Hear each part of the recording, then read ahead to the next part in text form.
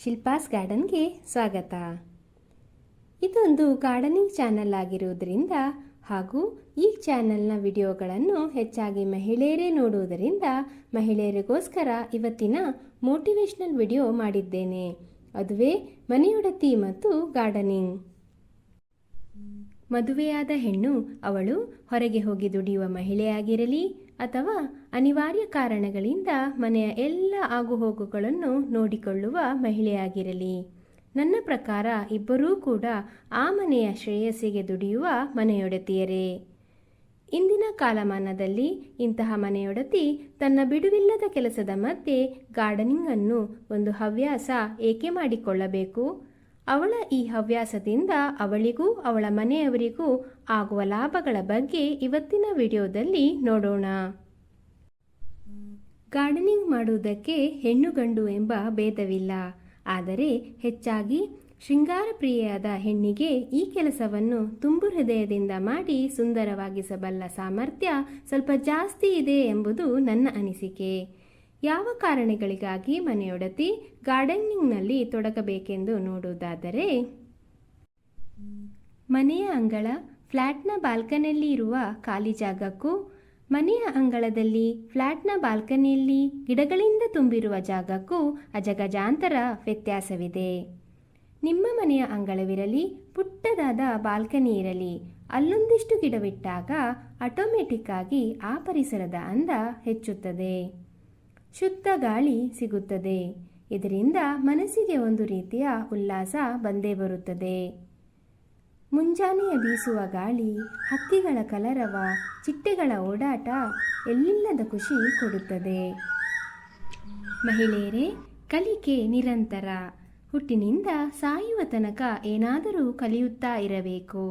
Active ಇರುವ ಮನುಷ್ಯ ತುಂಬ ಕಾಲ ಜೀವಿಸಲು ಸಾಧ್ಯ. ಮನೆಯಲ್ಲೇ ಗಾರ್ಡನಿಂಗ್ನಲ್ಲಿ ತೊಡಗಿದರೆ ನಮ್ಮ ಮನೆಯ ಪರಿಸರ ಅಂದವಾಗುತ್ತದೆ. ರಿಲ್ಯಾಕ್ಸೇಷನ್ಗಾಗಿ ಬೇರೆ ಕಡೆ ಹೋಗಬೇಕೆಂದಿಲ್ಲ. ಗಿಡಗಳ ಪರಿಚಯ, ಸೃಜನಶೀಲತೆ ಎಲ್ಲವೂ ಹೆಚ್ಚುತ್ತದೆ. ಹೆಣ್ಣು ಲವಲವಿಕೆಯಿಂದ ಇದ್ದರೆ ಆ ಮನೆಗೆ ಒಂದು ಒಳ್ಳೆಯ ಕಳೆ ಬರುತ್ತದೆ. ಗಾರ್ಡನಿಂಗ್ನಲ್ಲಿ ನಮ್ಮನ್ನು ನಾವು ತೊಡಗಿಸಿಕೊಂಡರೆ ದೈಹಿಕ ಆರೋಗ್ಯ ಉತ್ತಮಗೊಳ್ಳುತ್ತದೆ. ಅದೇ ರೀತಿ ನಮ್ಮ ಮನೆಯ ಹೂದೋಟದಲ್ಲೇ ದಿನಾಲೂ ವಾಕಿಂಗ್ ಮಾಡಿದರೆ ದೈಹಿಕ ಆರೋಗ್ಯದೊಂದಿಗೆ ಹೂಗಳ ಸೌಂದರ್ಯ ಮನಸ್ಸಿಗೂ ಕೂಡ ಉಲ್ಲಾಸ ತರುತ್ತದೆ. ಇನ್ನು ಮನೆಯ ಪರಿಸರದಲ್ಲಿ ತರಕಾರಿ ಗಿಡ, ಹೂವಿನ ಗಿಡ, ಹಣ್ಣಿನ ಗಿಡ ಬೆಳೆಸಿದರೆ ಮನೆಯವರ ಆರೋಗ್ಯ ಸುಧಾರಿಸಲು ಮಾನಸಿಕ, ದೈಹಿಕ ಎರಡನ್ನೂ ಸುಧಾರಿಸಿದ ಶ್ರೇಯ ನಿಮ್ಮದಾಗುತ್ತದೆ. ನಿಮ್ಮ ಮಕ್ಕಳಿಗೆ ಸುಲಭವಾಗಿ ಗಿಡಗಳ ಪರಿಚಯ ಕೂಡ ಆಗುತ್ತದೆ.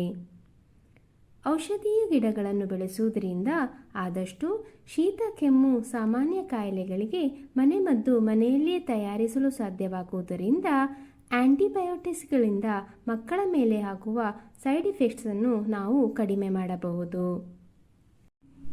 ಇನ್ನು ಹೂವಿನ ಗಿಡಗಳನ್ನು ಬೆಳೆಸುವುದರಿಂದ ನಿತ್ಯ ಪೂಜೆಗೆ, ಅದೇ ರೀತಿ ಹಬ್ಬಗಳಲ್ಲಿ ಸಣ್ಣ ಮಟ್ಟಿನ ಅಲಂಕಾರಕ್ಕೆ ಹೊರಗಿನಿಂದ ದುಬಾರಿ ಬೆಲೆ ಕೊಟ್ಟು ಹೂ ತರುವ ಅಗತ್ಯತೆ ಬರುವುದಿಲ್ಲ.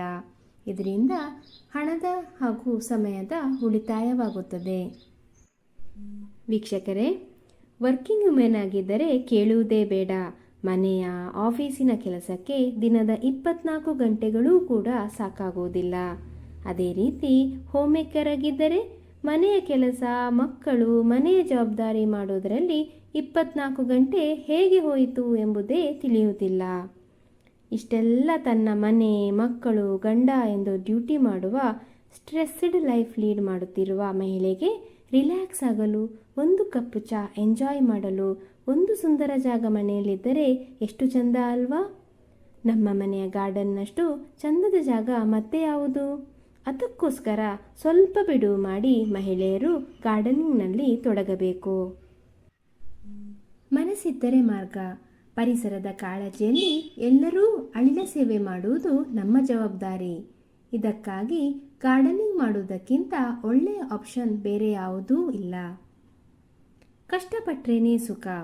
ದೇವರು ನಮಗೆ ಕೊಟ್ಟ ಅಮೂಲ್ಯ ಸಮಯವನ್ನು ಹಾಳು ಹರಟೆಯಲ್ಲಿ, ಮೊಬೈಲ್ನ ಹೆಚ್ಚಿನ ವೀಕ್ಷಣೆಯಲ್ಲಿ ಕಳೆಯುವ ಬದಲು ಜವಾಬ್ದಾರಿ ಸ್ಥಾನದಲ್ಲಿರುವ ಮನೆಯೊಡತಿ ಕೈತೋಟ ಹೂತೋಟದಲ್ಲಿ ತನ್ನ ಬಿಡುವಿನ ಸಮಯವನ್ನು ಕಳೆದರೆ ಮನೆಯವರ ಆರೋಗ್ಯ, ಅವಳ ಆರೋಗ್ಯ ಸುಧಾರಿಸುವುದರಲ್ಲಿ ಸಂಶಯವಿಲ್ಲ.